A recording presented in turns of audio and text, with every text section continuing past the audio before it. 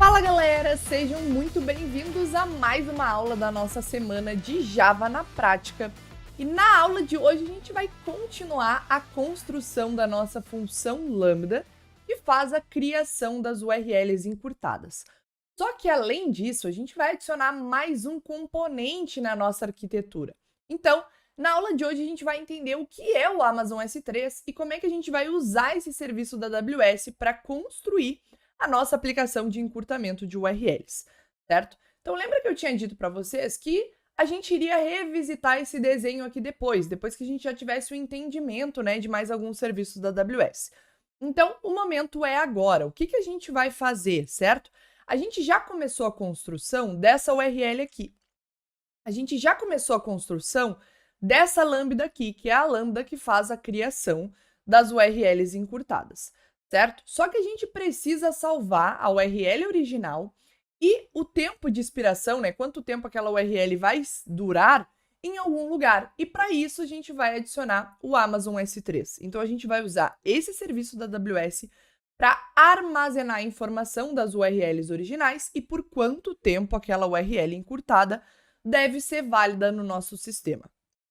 O Amazon S3 vai permitir que a gente armazene arquivos no formato de JSON. Então, lá dentro do S3, a gente vai armazenar arquivos JSON, certo? Que contém as URLs originais e o expiration time, que a gente coletou na aula anterior da requisição que veio do nosso cliente. E o nome desses nossos arquivos, ele vai ser correspondente ao UUID que a gente gerou unicamente para cada URL, que a gente também fez na aula passada. Então, agora que a gente já tem o UID único, né, que a gente vai usar ali para identificar cada URL encurtada, a gente vai salvar essa informação, certo, lá no S3. E aí, vamos passar já para entender o que é o serviço do S3 antes da gente colocar a mão no código.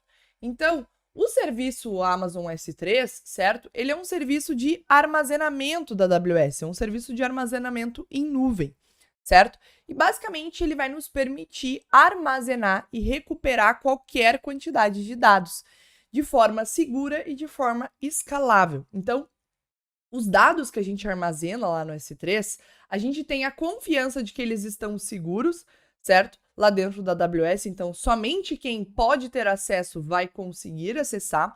A AWS nos fornece essa segurança, tá bem? E ele também nos permite, né, que a gente tenha um sistema escalável. Então, todas as informações que a gente armazena lá no S3, depois que a gente quiser consumir elas, a gente já tem essa garantia de escalabilidade e de alta disponibilidade dos nossos dados, certo? Então, isso aqui é algo super importante. Por quê, né? Por que a gente tem essas garantias aqui? Bom, começando pela parte de segurança. Por que a gente tem segurança? Porque aquela informação que a gente salvar lá no S3, ela vai estar protegida por todo o sistema de segurança da AWS. E a AWS monitora, certo? Controla quem vai ter acesso àqueles dados que estão armazenados lá no nosso S3. Se a gente colocar o nosso S3 como algo público, ou seja, se a gente abrir o nosso S3 para ser acessado por qualquer pessoa da internet, qualquer pessoa vai poder acessar. Daí a gente já, né, diminuiu um pouco a segurança desses dados. Existem cenários onde a gente precisa fazer isso. Por exemplo, numa API que vai salvar imagens, e essas imagens, né, vão ser retornadas para um cliente, ou vão ser retornadas ali no front-end. Às vezes a gente pode querer deixar o nosso S3 público. Não vai ser o nosso caso. Então, as nossas informações, a gente vai deixar privada lá dentro do S3, né? Os nossos arquivos JSON. E aí, a gente vai ter toda a segurança ali da AWS por trás. Então, isso quer dizer que um dado que fosse público não estaria seguro? Não, não é isso que quer dizer. Ele continua sendo seguro. Então, se o dado está público, qualquer um pode ler esse dado, né? Pegar a informação lá do S3 e ler essa informação. Mas não é qualquer pessoa que conseguiria alterar aquele dado, certo? Manipular ele e alterar ele lá no nosso S3. Então, a AWS continua nos garantindo essa segurança. Aí agora para a parte de escalabilidade, certo? Isso é algo que a gente não precisa se preocupar no S3. Por exemplo, se a gente estivesse criando o nosso próprio sistema de armazenamento, para a gente armazenar os nossos arquivos em algum lugar, então se a gente criasse lá o nosso servidorzinho, esse nosso servidor recebesse requisições POST, pegasse esses arquivos, salvasse no disco, aí quando tivesse um GET ele retornava o arquivo, etc., a gente ia ter que se preocupar com toda a escalabilidade desse nosso sistema, certo? Então concordam comigo que quanto mais requisições chegassem no nosso sistema, esse nosso sistema ia ter que estar preparado para lidar né, com essa quantidade maior de requisições, ia ter que ser escalável, ia ter que, né, conseguir lidar com um tanto de requisição. No caso do S3 não é assim que funciona, a gente contrata esse serviço, no nosso caso a gente vai estar usando aqui o free trial, certo, o nível gratuito, mas, né, as empresas depois quando vão implementar isso dentro do serviço delas, elas acabam tendo um custo. Só que a partir do momento que tu paga por esse custo, aquele teu serviço ali de armazenamento de arquivos já está escalável. Então, tudo que tu colocar lá, e aí depois tu tentar recuperar aquela informação, acessar ela, independente do número de requisições, aquilo já está, né, previsto para ser escalável e tu não vai sofrer ali um gargalo, certo, para acessar essas informações. E aí a parte de disponibilidade dos dados diz respeito, né, ali toda a parte da própria infraestrutura da AWS nos oferecer uma certa segurança acerca da sua disponibilidade. Então, dependendo do serviço da AWS que a gente vai estar usando, a gente tem uma disponibilidade garantida, né? Então, às vezes é 99%, às vezes é 99,9% ou 99,99%, né? Quanto maior o número de 9 depois da vírgula, mais garantia a gente tem que aquele serviço vai estar quase grande parte do tempo, né, disponível pra gente, que ele não vai sofrer downtimes, né, tempos de queda ao longo do ano. Eu não vou sofrer com o problema daquele sistema estar fora do ar, então eu não consegui acessar minhas coisas que estão lá, certo? E claro, o S3, o serviço da AWS, nos oferece essa garantia de disponibilidade. E no caso, né, do S3 aqui, ele tem uma disponibilidade de 99,99999%, né, de resiliência desses dados. Então, isso quer dizer que ao longo do ano tem 99,999% de garantia da AWS que essas informações vão estar lá, a gente vai conseguir recuperar elas no momento que a gente quiser, certo? Somente com um downtime aqui de 9 segundos, pelo que eu tô entendendo aqui. Acho que é 11 ou 9 segundos, né, ao longo do ano. Então, um downtime quase mínimo, teu sistema nem perceberia isso, né? Porque seria uma fração de segundos ali muito pequena. Por que existe essa garantia? Bom, porque a gente sabe que nem todo, né, os sistemas não são a prova de balas, então caso aconteça algum desastre natural, algum problema ao longo do mundo, ou um próprio problema nos servidores da AWS, né? Tanto problema no software ou no hardware, eles vão ter que tratar esse problema, mas eles nos oferecem aqui a garantia de que eles vão ser resilientes, vão tratar esse problema o mais rápido possível, a gente nem vai sentir, né, que algo aconteceu, no caso aqui do S3. Outros serviços que são um pouco mais complexos, um pouco mais complicados, essa disponibilidade é que ela varia um pouco, certo? Mas eu quis dar esse overview para vocês entenderem por que a gente está usando isso e como é que funciona, porque esse serviço aqui da AWS é muito usado no mercado e vocês com certeza, né, em algum momento na carreira de vocês como desenvolvedores, vão ter que trabalhar com um S3, certo? E aí já entenderem por que essa é uma ótima opção. E aí outra coisa que a gente precisa entender antes de ir lá para o nosso código, eu juro que já está acabando essa parte teórica, é a parte de como funciona o S3, certo? Então eu falei muito, vai estar nossos arquivos lá no S3, no S3, no S3, mas como que funciona? Bom, o S3, ele basicamente é um serviço de armazenamento de objetos. Então, se vocês verem aqui, ele até está escrito, né? Object Storage, certo?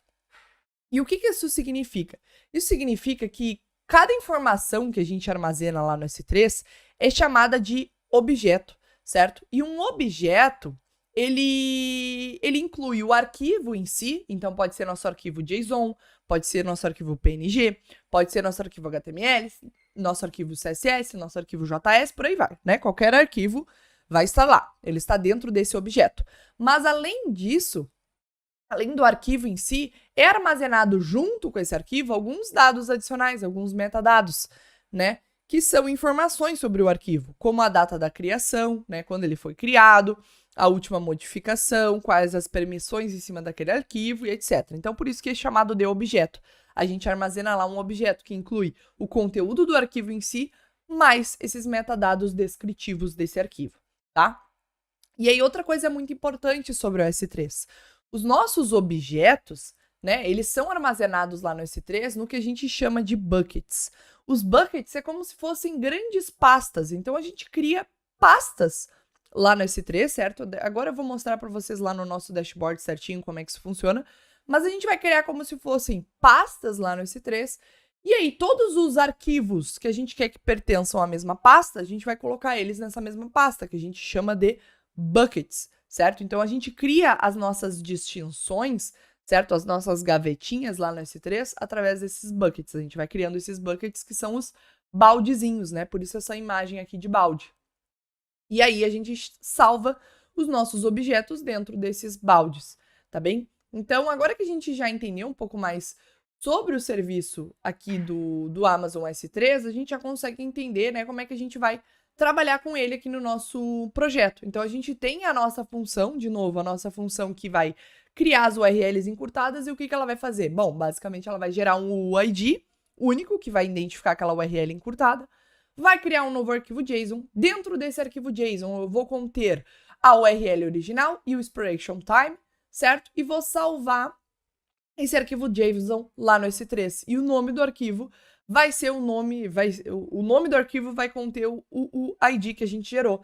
E aí depois, quando a minha lambda, né, que faz o redirecionamento da URL encurtada para a URL original, for consultar isso no S3, ela vai pegar o ID que vier ali na URL encurtada, vai usar esse UID para consultar lá no S3 pelo arquivo correto, recuperando o arquivo JSON, ela vai ter a informação, né, da URL original para qual ela deve redirecionar, e se aquela URL ainda tá válida, né, aquela URL ainda tá válida por conta do expiration time, certo? Então é basicamente isso aqui, é nesse cenário que se encaixa aqui o nosso Amazon S3. E por que a gente está usando ele e não um banco de dados? Bom, o S3, vocês vão ver agora que é muito fácil da gente configurar e integrar na nossa aplicação, e principalmente na nossa aplicação aqui que está rodando, né, numa função Lambda. Então, essa integração aqui vai ser muito simples de ser feita, certo? E a gente consegue aproveitar de todas aquelas vantagens ali do S3. Então, é por isso que a gente está usando essa abordagem, ao invés de usar um DynamoDB, por exemplo, ou algum outro banco de dados, até, por exemplo, um banco de dados relacional, para a gente evitar essa complexidade desnecessária, tá? Porque aqui a nossa aplicação acaba sendo bem simples mesmo, uma arquitetura super bacana, só que a gente consegue construir ela de uma forma simples e escalável, certo? A Lambda é escalável por si só, a AWS já cuida da escalabilidade para nós, e o S3 também. Então a gente, por usar esses serviços, já vai criar uma aplicação que é, né, altamente escalável. Então isso que é muito massa.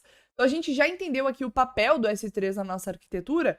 A gente pode partir para a criação do nosso primeiro bucket, porque eu tenho certeza que vocês devem estar curiosos, né, de como é que funciona esse serviço, que eu falei, e eu sei que às vezes fica um pouco difícil da gente conseguir visualizar isso sem um exemplo prático. Então, a gente vai criar o nosso primeiro bucket lá na AWS. Então, eu vou abrir aqui o nosso dashboard, certo? E aqui a gente vai buscar por S3. Eu vou abrir aqui o S3, então, Scalable Storage in the Cloud, né? Serviço de storage escalável na nuvem. E a gente vai criar um novo bucket. Então aqui, ó, eu tenho todos os meus buckets, né, como se fossem as minhas pastinhas. E a gente vai vir aqui e vai criar um novo bucket. Então vamos clicar nesse botãozinho, criar bucket. E aí a gente vai ter que colocar aqui algumas informações. Fala devs, aqui é a Fê do Futuro e eu tô passando para dar um aviso para vocês que eu acabei esquecendo de mencionar quando a gente estava criando o nosso bucket lá na AWS. Vocês precisam utilizar um nome de bucket que seja diferente do que eu usei, senão vai dar problema no momento da criação do bucket. E por que isso acontece? Por causa de uma regra das nomenclaturas de buckets aqui na AWS. Então, os nomes dos nossos buckets, eles devem ser exclusivos dentro de uma partição. Isso significa que, independente que a gente esteja em diferentes contas, né? Eu tô aqui usando a minha conta da AWS, vocês estão na de vocês, o nome do bucket tem que ser exclusivo se a gente estiver dentro da mesma partição. E atualmente a AWS ela tem 3 partições, que é a região padrão, regiões da China e o AWS GovCloud, que é usado pelo governo dos Estados Unidos. E muito provavelmente vocês vão cair nessa partição aqui, que é da região padrão, que é a mesma que eu estou. Então, se vocês tentarem usar um nome de bucket igual ao que eu utilizei, vai dar erro no momento de criar. A AWS vai dizer que já tem um bucket com aquele nome, né, dentro da mesma partição. Então, é só vocês escolherem um nome diferente, trocar ali o nome do bucket, que vai dar tudo certo no momento de criar o bucket de vocês. E muito provavelmente os outros colegas que estão acompanhando o curso vão tentar variações do nome do bucket. Então, vão tentando variar, talvez adicionem o nome de vocês ali na nomenclatura do bucket, ou coloquem a data de aniversário, alguma coisa assim, que distingua vocês por conta de todo mundo aqui que está acompanhando o curso.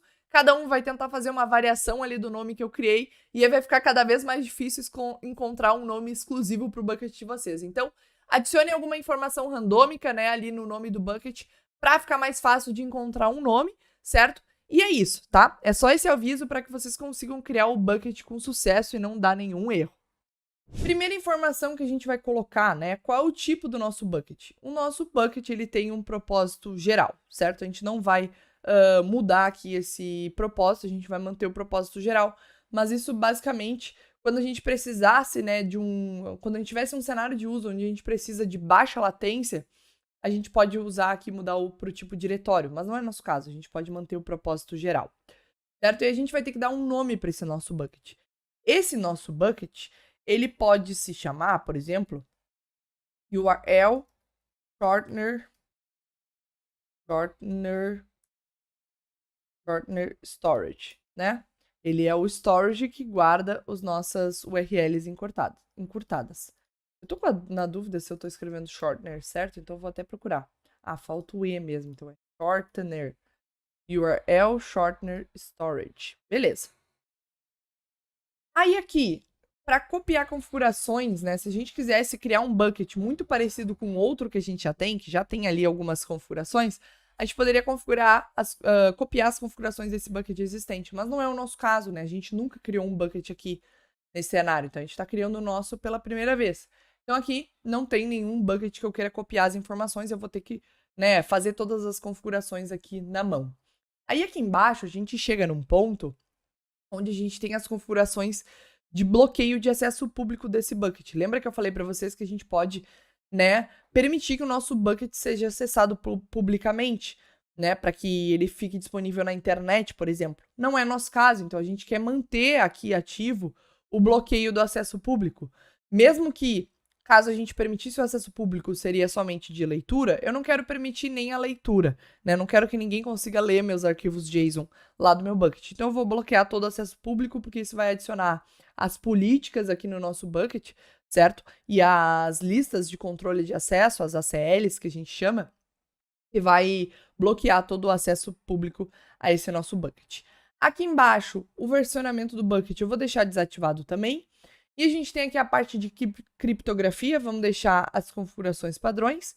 E aqui embaixo a gente tem, certo, as configurações avançadas, que no nosso caso, a gente vai deixar desativado também aqui, que é a configuração padrão, porque isso aqui diz respeito ao bloqueio do objeto, que seria, né, uma vez que um objeto fosse carregado aqui no bucket, tivesse alguns bloqueios para evitar que ele fosse sobrescrito, certo? Então é o write once, né, escreva uma vez e leia várias vezes. Write once, read many, mas não é o nosso caso, certo? Vamos deixar essas configurações aqui padrões e vamos criar o nosso bucket. Deixa eu ver aqui, ele está dando um erro. Ah, ele está dizendo que já existe um bucket com esse nome. Então, porque, né, eu vou ter que mudar aqui, vou trocar para URL shortener, URL shortener storage lambda, certo? Vou colocar aqui o sufixo de lambda no final para dizer que isso aqui é acessado pelas lambdas. Vamos criar o nosso bucket. Agora ele deve criar com sucesso, beleza? Tudo certo, deixa eu encontrar ele aqui na nossa listinha. E ó, URL shortener storage lambda, beleza. E por enquanto não tem nenhum arquivo aqui dentro, né? Não tem nenhum objeto armazenado aqui nesse bucket, porque a gente não subiu nada. A gente poderia vir aqui e carregar na mão, certo? Fazer um upload na mão de informações aqui nesse bucket. Mas não é o que a gente vai fazer. Vai ser a nossa lambda que vai carregar, né, arquivos JSON aqui dentro. Então aqui, o que a gente tinha que fazer dentro do nosso bucket, a gente já fez. A gente pode voltar lá no Notion, dar um OK, né, na criação do nosso primeiro bucket, criar o bucket aqui de URL shortener. E agora a gente pode voltar para o nosso código para conectar a nossa função lambda a esse bucket. Então vamos voltar aqui para o nosso IntelliJ. E a primeira coisa que a gente vai fazer aqui no nosso código, certo? Para conseguir fazer a integração lá com o serviço do S3, é adicionar uma nova biblioteca, tá? Então a gente vai ter que adicionar aqui no nosso PUM.xml o SDK da AWS para que a gente consiga criar a conexão lá com o S3 a partir aqui do nosso código. Então, aqui embaixo das dependências da Lambda, certo? Que a gente já tinha adicionado, eu vou colar esse pacote de dependências aqui, que vem dentro de software.amazon.aws.sdk, certo? E pegando aqui especificamente o Artifact ID do S3, porque é somente o SDK que a gente vai precisar usar. O Maven aqui já identificou que a gente teve uma atualização nessas dependências, né? Então, eu vou clicar aqui no Load Maven Changes, certo? Para ele carregar as mudanças. Aparentemente deu tudo certo, mas se a gente quiser verificar, a gente pode abrir aqui o painelzinho do Maven, abrir dependências e ver se ela foi adicionada aqui. E tá aqui, ó, software.amazon.aws.sdk, certo? Tá aqui dentro e tudo que vem junto com ela, né? As subdependências da própria dependência. Então, tá tudo certinho, agora a gente pode voltar aqui para o nosso código. Então, o que a gente vai precisar fazer? Bom, a gente já gerou aqui o nosso UUID, né? Que é o UID que a gente vai usar para identificar cada URL encurtada. E é o que a gente vai usar para nomear os arquivos JSON, que a gente vai salvar lá no S3 também. O que a gente vai precisar fazer agora? Bom, a gente vai precisar empacotar essas informações aqui da original URL e o expiration time em um objeto, certo? Num objeto JSON, que é o objeto que a gente vai salvar lá no S3. Então, eu vou aqui ao embaixo do shortener, do short URL code, a gente vai declarar, certo, a criação de um novo objeto, que eu vou chamar de URL data, certo? E aqui eu vou chamar de URL data. Esse objeto URL data ainda não existe, então a gente vai ter que criar uma nova classe aqui dentro do nosso pacote. Então, aqui ao lado da nossa classe main, a gente vai criar uma new Java class, e a gente vai chamar de URL data, certo? Que é a URL, que é o dado da nossa URL, tá bem? E aí aqui, nesse URL data, a gente vai precisar colocar as informações que vão representar ali a nossa URL original, que basicamente é a original URL e o expiration time. O Copilot já está tentando completar aqui para mim, eu vou deixar ele completar, então deixar ele colocar aqui. Só que ao invés da gente colocar todas essas declarações aqui dos construtores, dos getters e dos setters, eu vou remover isso para deixar o nosso código ainda menor e vou usar as anotações do Lombok, porque a gente já adicionou essa dependência no nosso código, então vamos usá-la, né? Então vamos adicionar no args constructor, ao args constructor, setter e getter. O no args constructor a gente não precisa nem colocar, na verdade, porque a gente só vai usar o construtor com todos os argumentos mesmo. E aí, agora, voltando aqui para o nosso código, a gente já consegue acessar essa classe URL data, né? Porque ela está presente no mesmo pacote da nossa classe main, então uma consegue enxergar a outra, certo? E aí aqui a gente vai fazer new URL data passando original URL e o nosso expiration time. O Copilot aqui já foi rapidinho, né? Espertinho e completou pra gente, mas eu não quero salvar dessa forma. Eu vou passar aqui direto o expiration time. Na verdade, eu vou criar uma nova variável aqui, ó. Vou ser melhor, né? Vou organizar mais esse nosso código. Eu vou criar uma nova variável, que vai ser do tipo long, que eu vou chamar de expiration time in seconds. Então, eu vou transformar esse expiration time em segundos, certo? Para salvar em segundos, para a gente ter um padrãozinho. Basicamente, o que eu vou fazer é parsear esse dado, né, que veio como uma string lá da requisição, e multiplicar ele por 3.600, porque isso aqui vai ter vindo no formato timestamp comum, e eu vou multiplicar para salvar como em segundos, certo? Depois, se não fizer sentido, a gente muda isso daqui, mas acho que vai fazer, porque eu salvo tudo em segundos e depois fica mais fácil da gente manipular. Beleza. Expiration time in seconds. Tranquilo. E aí, agora, a gente usa esse expiration time para passar para o meu URL data. Beleza, agora a gente vai abrir um bloco de try-catch. Por que a gente vai abrir um bloco de try-catch?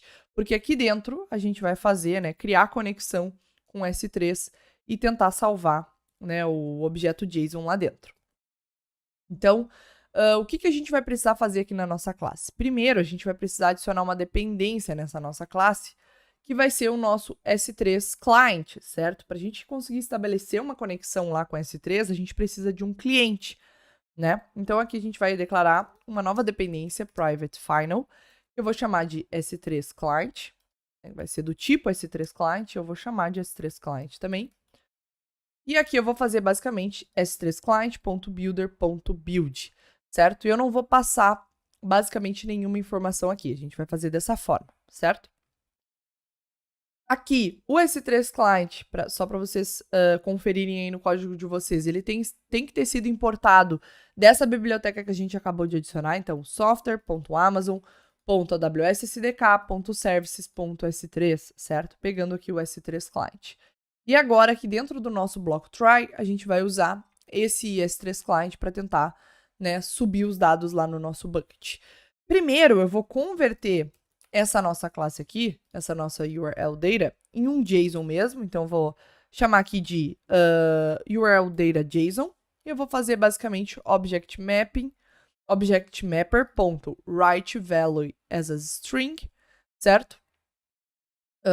Write value as string, beleza, passando URL data. E aí, eu vou conseguir ter transformado isso em um JSON. Eu vou ter transformado esse objeto aqui num JSON.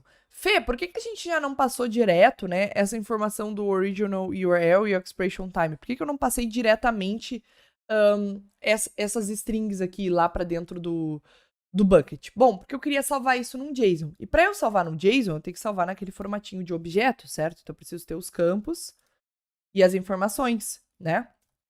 Eu preciso estar nesse formato aqui. Quando eu criei o objeto e transformei ele numa string, eu consegui transformar ele para esse objeto. Então, por isso que a gente pegou essa informação, botou dentro de um objeto e transformou esse objeto numa string, para a gente conseguir gerar algo nesse formato aqui, certo? E aí, na verdade, ficou assim, né? Ficou no formato de uma string, mas ficou no formato JSON que a gente precisava, tá bem? Então, vamos deixar assim, porque aí eu vou conseguir salvar essa string agora lá dentro do arquivo JSON e ele vai realmente representar um JSON válido, né? E agora a gente vai criar um novo request. Então, eu vou criar um request do tipo putObjectRequest. A gente pode fazer diferentes requests lá para o S3, né? A gente poderia fazer um getObjectRequest, que é o que a gente vai fazer depois na outra lambda que a gente vai construir, que é para recuperar um arquivo lá de dentro, recuperar um objeto. Mas no nosso caso, a gente não está recuperando um objeto. Sim, a gente está criando um novo objeto. Então, é por isso que a gente está criando um request do tipo putObjectRequest. E aqui o Copilot já foi espertinho também e tentou construir para a gente. Então, aqui, ó, putObjectRequest, certo? É o tipo aqui da nossa variável. E basicamente o que a gente está fazendo é putObjectRequest.builder, né? Passando o nome do nosso bucket. E o nome do nosso bucket agora é URL Shortener Storage Lambda, né? Que foi o nome que a gente deu lá. A chave que vai representar esse nosso objeto, que é basicamente o nome desse nosso arquivo, né? Vai ser o ID que a gente gerou, mais a extensão .json, né? Salvar aqui no formato de JSON. E aí eu vou fazer o build, vou transformar isso aqui num request de verdade, né? A gente está usando aqui o padrão de builder. E aí, por fim, eu vou chamar o meu S3 client.putObject, né? Para inserir um arquivo lá dentro. E aí eu vou passar o meu request e pegar o request body. E request body que vem dentro lá da biblioteca também do SDK da AWS. Request body from string. E aí passando o URL data JSON aqui. Por quê? Porque aqui a gente salvou o nome da chave, né? A gente deu um nome para esse arquivo. Aqui a gente está passando o conteúdo do arquivo em si. Então eu montei o request indicando qual é o bucket e qual o nome do arquivo. E aqui eu passei o conteúdo do arquivo, né? Passei o request mais o conteúdo do arquivo que vai ser escrito lá. Então dessa forma, né, já deve ser o suficiente para a gente salvar esse arquivo lá no S3. Agora, a gente consegue ver aqui que ele está indicando um erro para a gente nessa linha. Por quê? Porque essa linha aqui ela pode lançar uma exceção. Então, quando ele tentar transformar esse nosso objeto aqui em uma string, ele pode lançar uma exceção, certo? Uma exceção aqui da classe, né, do Jackson Core. Então, a gente vai ter que adicionar um cat para essa exceção aqui. Então, eu vou capturar qualquer exceção aqui nesse nosso cat. E aí, eu vou basicamente lançar uma nova exceção, né? Um new runtime exception, só que mapeando ela, porque depois, se eu for olhar esses logs, fica mais fácil de entender o que aconteceu. A gente tendo todas as exceções aqui mapeadas com mensagens descritivas, depois, se acontecer algum erro, eu olho lá os logs da minha aplicação e fica bem mais fácil de identificar o que aconteceu, né? O que ocorreu, porque a gente mapeou certinho aqui as exceções. Se eu só lançasse a própria exceção que o Jackson Core aqui me lança, depois fica mais difícil a gente mapear o que está acontecendo. Porque, por exemplo, essa parte aqui onde a gente usa o Object Mapper também lança uma exceção do Jackson Core. E aqui também, mas concordam comigo que a gente está fazendo duas operações diferentes. Então, por isso que a gente está só relançando uma exceção, só que mapeando para uma mensagem de erro que nos indique, né, onde ocorreu essa exceção e passando certinho aqui o que aconteceu, certo? Então, é isso. Aqui eu vou trocar para só error saving data to S3. Beleza. E agora, né, por fim, para a gente completar isso daqui, o que a gente vai fazer é empacotar esse nosso código e testar. A gente vai continuar só retornando aqui o código no corpo, né, da requisição, só passando o code de volta e não a URL encurtada, porque a gente ainda não tem, né, acesso à nossa URL mãe, né? Qual vai ser a URL que o meu usuário vai ter que usar para acessar a URL encurtada, né? A gente não tem o domínio ainda. Por enquanto, a gente só tem o domínio da nossa lambda. Então, aqui, quando a gente criou a nossa lambda, a gente colocou ela para ser disponível na internet, né, para que ela consiga ser acessada na internet, e a gente tem um domínio aqui que diz respeito, né, que aponta para essa nossa lambda. Mas não é essa lambda aqui que vai ser chamada pelo usuário depois para acessar a URL encurtada, né? O usuário vai acessar uma URL específica. Como a gente ainda não criou ela, a gente vai usar outro serviço aqui da AWS para construir esse nosso domínio, que vai redirecionar a requisição para a nossa lambda de redirect, que vai então redirecionar o usuário. Por enquanto, a gente vai deixar o corpo da resposta assim. Né? A gente não vai retornar uma URL completa ainda, porque a gente ainda não tem ela para a gente retornar, certo? A gente ainda não tem acesso ao domínio que a gente vai usar, então, por enquanto, a gente só fica retornando o código que foi gerado mesmo, que vai nos permitir fazer a identificação lá no S3 para ver se foi salvo certinho. Então, acho que é isso. Acho que não estou me esquecendo de nada aqui. Vamos empacotar esse nosso código e testar. Então, aqui eu vou abrir o Maven, abrir o terminalzinho do Maven e rodar um Maven Clean Package para ele gerar o pacote do nosso projeto aqui para a gente. Pronto, o pacote gerado, então a gente pode voltar lá para a AWS e atualizar aqui essa nossa função lambda, né? Atualizar o código dela. Só que eu já adianto para vocês que a gente vai enfrentar um erro. E aí eu fiz de propósito também para vocês entenderem aqui o que está acontecendo, certo? Vou abrir aqui meus projetos, create URL lambda, target e pegar aqui o jar que a gente acabou de gerar, certo? Por que isso aqui vai dar um erro? Tá? Porque quando a gente for lançar a requisição para a nossa lambda, ela vai tentar estabelecer uma conexão com o S3, certo? Só que lembra lá que o nosso S3, ele tem um controle de acesso da AWS, certo? E isso acontece para todos os serviços da AWS, não só o S3. Então, não é somente eu tentar lançar, né, tentar estabelecer uma conexão aqui com o meu bucket, passando o nome do bucket, que vai funcionar, certo? Eu preciso estar autorizada para fazer isso. Aí vocês podem estar pensando, tá, Fê, mas esse código aqui, ele tá rodando lá dentro da AWS, certo? Tá rodando lá dentro da Lambda e a Lambda tá logada na minha conta. Por que ela não tem permissão? Tudo bem, ela tá logada na tua conta. Mas mesmo assim, isso não significa que a minha Lambda tenha permissão para fazer acesso aos meus buckets do S3, certo? Então, na AWS, a gente tem que ter isso muito claro na nossa mente, né? Os serviços, eles, mesmo que eles coexistam dentro de uma mesma conta da AWS, eles não conseguem se enxergar se a gente não disser explicitamente para a AWS que a gente quer que eles se enxerguem, que a gente quer que eles se comuniquem, certo? Que eles se interajam. Então, para que a gente consiga fazer um serviço, que no caso aqui é o serviço de Lambda, né? Consiga consumir, né, componentes que estão em outro serviço, que no caso é o serviço do S3, a gente vai precisar dizer isso explicitamente para a AWS. E para a gente fazer isso, a gente vai ter que adicionar uma configuração nessa nossa Lambda, que basicamente é uma configuração de permissão, certo? Então a gente vai ter que dar umas políticas, né, para essa nossa Lambda, a gente chama aqui de políticas baseadas em recursos, para permitir que essa Lambda, né, tenha permissão para acessar outro recurso aqui dentro da minha conta da AWS, né? Por quê? Por que tem esse controle? Imagina o seguinte, imagina que eu tivesse uma máquina virtual rodando aqui na AWS que, sem querer, eu deixei ela aberta em todas as portas e estou permitindo qualquer conexão SSH nela, sem pedir senha, sei lá. Né? Imagina o seguinte, Aí um hacker vai lá e consegue pegar o acesso a essa minha máquina do EC2, porque eu, né, usuária, deixei aberto público lá, a minha máquina no EC2, né, minha máquina virtual.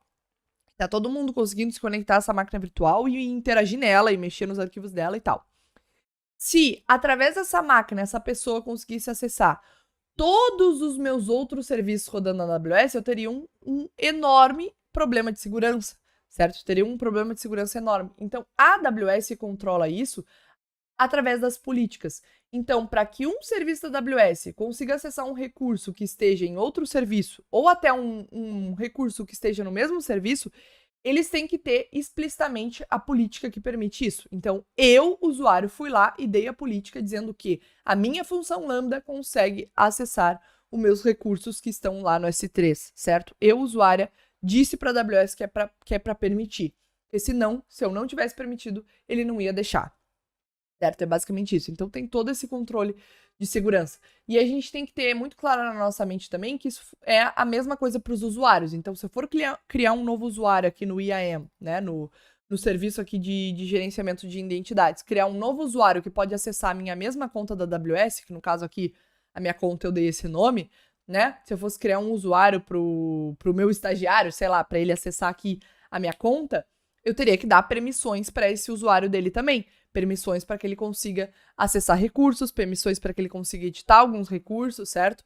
Poderia bloquear o acesso dele a algumas coisas da minha conta também, e o que eu quisesse fazer. E a mesma coisa aqui para os serviços. Eu preciso explicitamente dar a política para esse serviço para que ele consiga fazer esse acesso, tá? Inclusive, eu vou mostrar isso para vocês. Então, eu vou abrir aqui o Insomnia e a gente vai lançar uma requisição para nossa Lambda, né? Que a gente já tinha mandado na aula passada. E agora vocês vão ver que vai passar a dar um erro 500, né? Pelo menos é o que eu espero. Tem que dar um internal server error.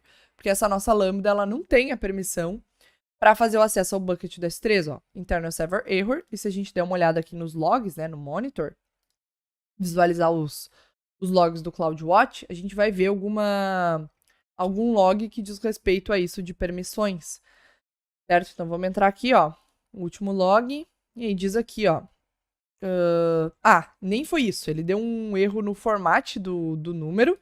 Então, isso aqui a gente vai mudar também. Deixa eu mandar aqui o número no body, né? Que a gente acabou tirando. Então, deixa eu colocar aqui, ó. Operation time. Vou transformar aqui para um número qualquer. E original URL. Beleza. http:// hello world.com. Vou mandar a requisição. Beleza, internal server error. Vamos ver. Agora o erro tem que ser diferente, né? Aqui ele juntou no mesmo grupo de logs. Agora sim, ó. Agora ele disse aqui o erro do S3, ó. Error saving data to S3, certo? Aqui, ó, ele tentou acessar esse S3, né? E ele disse que essa lambda aqui, a lambda generate shortener URL, ela não está autorizada para performar a ação de adicionar um objeto no S3, né? De put object. Peraí que eu minimizei aqui, ó. Não está autorizada para performar a ação de put object no S3, certo? Eu tomei aqui um 403. Então, a gente precisa autorizar isso, certo? O outro erro a gente acabou pegando ali de graça, né? Que eu tinha esquecido de colocar aqui as informações no body. Mas já colocando, a gente já resolveu. E agora vamos resolver esse erro de permissão também. Então, o que a gente vai fazer? Eu falei para vocês, a gente vai vir aqui nas configurações. Então, a gente vai clicar aqui, ó, no nome da função, né? No nome da role que essa minha função tem. Role é como se fosse o papel dela, né? A role é a tradução de papéis, né? De regras ali que eu assumo, que eu tenho permissão. E aí, dentro da role dessa nossa lambda, a gente vai adicionar permissões. Então, vamos anexar algumas políticas.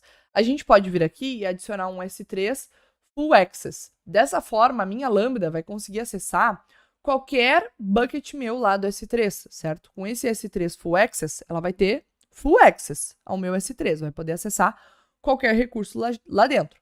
Mas essa não é uma boa prática. Não é legal a gente dar acesso à nossa lambda para todos os buckets, até porque ela não vai precisar consumir todos os buckets, ela vai acessar somente um bucket específico. Então, não é uma prática legal a gente dar esse full access. A gente dá o full access somente para quando realmente o nosso serviço vai precisar ter acesso a tudo, vai precisar manipular mais de um recurso, ou vai precisar operar, né, várias operações em cima de vários recursos. E não é o nosso caso, a gente vai acessar somente um recurso, que, né, significa que a gente vai acessar somente um bucket, e a gente vai fazer somente uma ação específica, que é a ação de put object, né, que a gente até viu lá no momento de criar a requisição. Então, a gente não vai dar essa permissão aqui de full access. Eu poderia vir aqui e dar a permissão, certo? Anexar ela ao perfil, e a gente vai ver que já vai funcionar. Então, eu vou abrir aqui o Insomnia e mostrar para vocês que a requisição vai passar, né, a funcionar.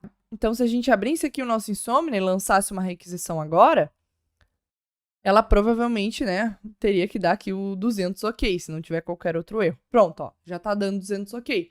Então, funcionaria, esse full access funciona. Mas a gente não quer fazer isso, a gente vai remover esse full access e a gente vai criar uma política específica aqui. A gente vai criar uma política específica que vai dar permissão para essa nossa lambda somente para acessar aquele bucket do S3 que a gente criou, certo? Então, a gente vai vir aqui em adicionar permissões e a gente vai criar uma política em linha, certo? A gente não vai anexar uma política padrão que já existe aqui da AWS, a gente vai criar a nossa própria política, certo? Para criar essa nossa própria política, a gente vai primeiro dizer a qual serviço ela se refere. Ela se refere ao serviço do S3. Então, a gente está criando uma política que vai, né, dar permissões para fazer alguma coisa no S3.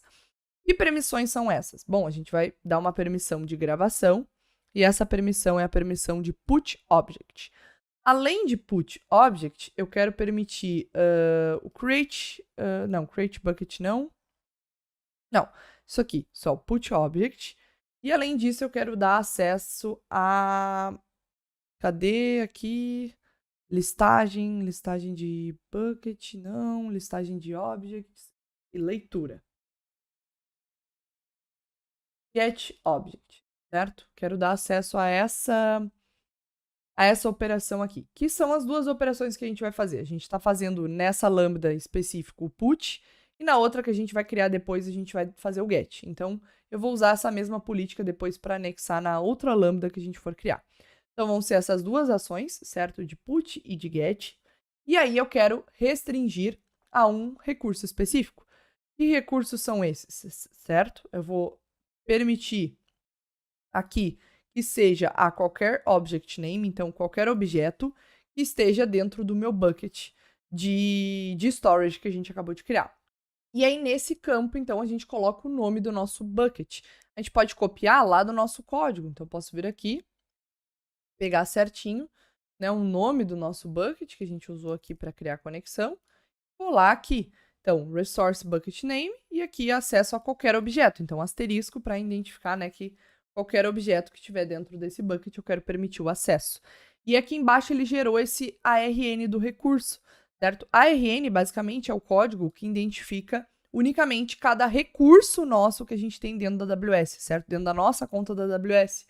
Então, aqui ele primeiro identifica o serviço que esse recurso pertence, o serviço aqui é o S3, e aí o nome, né, do recurso. URL, shortener, storage, lambda. E aqui o barra asterisco quer dizer que é qualquer objeto, né, dentro desse bucket. Se fosse algum objeto específico, aqui mudaria esse asterisco, né? Aqui eu botaria o nome do objeto, por exemplo, meu JSON, né? .json. E aí aqui já muda a ARN do recurso, porque não é mais barra asterisco. Mas aqui eu quero que tenha acesso a qualquer object, certo? Vou adicionar a ARN. E aí eu vou aqui, na verdade, alterar no JSON, certo? Então, troquei aqui do visual para JSON. E aqui, ao invés de dar acesso somente aos objetos dentro do bucket, eu quero, para morrer de certeza aqui que vai funcionar a permissão, eu quero dar acesso também ao bucket. Então, eu estou dando acesso a todas as ARNs, né, dos objetos dentro desse bucket, mas eu quero dar acesso à ARN do bucket em si. Então, aqui em cima, eu vou colar uma nova linha e vou tirar esse barra asterisco aqui do final, dando acesso à ARN do bucket e aqui embaixo a ARN de qualquer objeto dentro desse bucket. E aí a gente já consegue ver aqui, ó, o efeito é de allow, né, permissão, as ações de put object e get object. Vamos dar um próximo aqui. Ele está detalhando a política que a gente está criando, então a gente poderia criar mais de uma permissão dentro de uma mesma política, né? Por exemplo, essa política depois eu posso atribuir a não só essa lambda, mas outros recursos aqui dentro da AWS que vão precisar interagir, né, com esse mesmo S3, com esse mesmo bucket, ou com esses mesmos serviços que eu listasse aqui. Então, eu vou dar um nome para essa política e depois eu posso anexar essa política a outras roles, né? Porque a gente pode relacionar a role como o papel ali, a função que aquele serviço tem.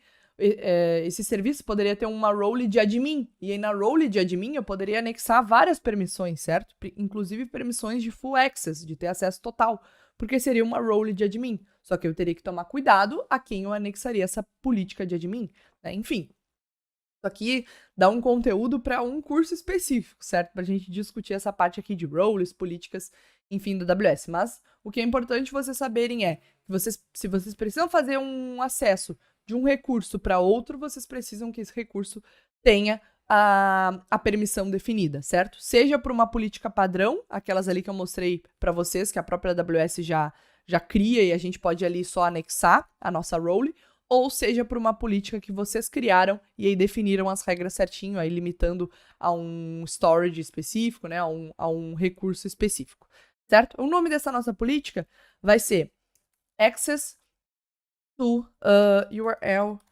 Shortener Storage Lambda, certo? Dá acesso ao bucket, na verdade. Short Lambda Bucket. Access to Bucket. E tirar o bucket aqui do final. Beleza, esse é o nome que eu dei para minha política. Vou criar ela, e agora ela já vai estar listando aqui, né, como anexada na role da minha lambda. Toda lambda, assim que ela é criada, a AWS cria uma role para ela, certo? Cria um papel para ela. Eu poderia trocar esse papel padrão, atribuir ela um papel que eu já tenho criado, mas no caso aqui a AWS sempre cria esse papel, né, para toda a função lambda que é criada, e aí ela já anexa a esse papel a permissão aqui de AWS Lambda Basic Execution Role. Essa Basic Execution Role, basicamente, ela dá a permissão de poder fazer escrita, né, de logs lá no CloudWatch, porque lembrando, né, se ele não tivesse a permissão, ele não conseguiria.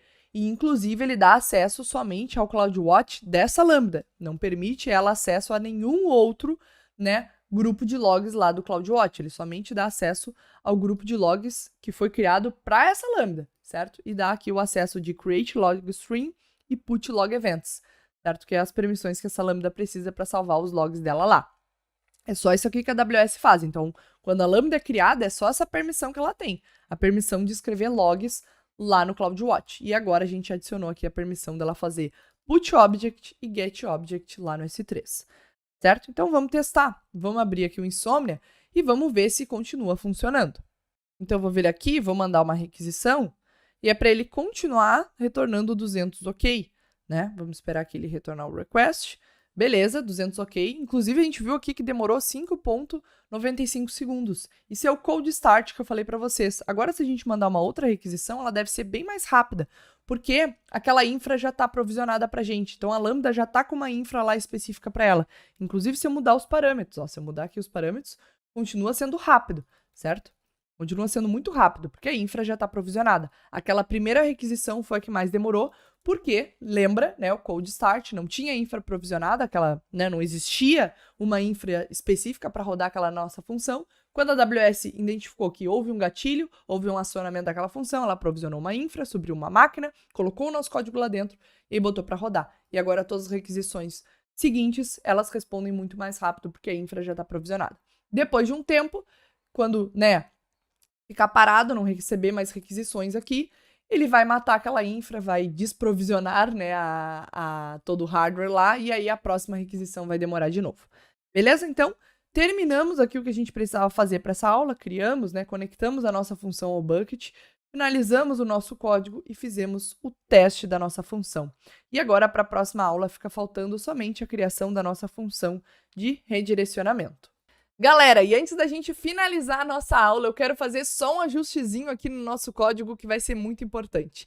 Aqui na linha onde a gente faz o parse do exploration time que a gente extraiu do body, a gente não precisa fazer essa multiplicação em 3600, porque o padrão do timestamp já é segundos, certo? Então, quando a gente receber aquele timestamp ali no corpo da request, a gente já vai estar recebendo o timestamp em seconds, certo? E a gente só faz o parse aqui para transformar ele num long e salvar lá no JSON. Isso aqui vai ser muito importante para depois, na aula 3, quando a gente for construir a nossa função de redirect, né, ela conseguir extrair essa informação lá do JSON e então fazer a comparação para saber se a URL já expirou ou não. Eu parei para tomar uma água e aí me lembrei que o timestamp já vem em segundos. Então, só fazendo esse ajustezinho, a gente já pode gerar aqui o pack de novo, né, do nosso projeto e subir lá na AWS para a gente ter certeza que vai estar tudo atualizado.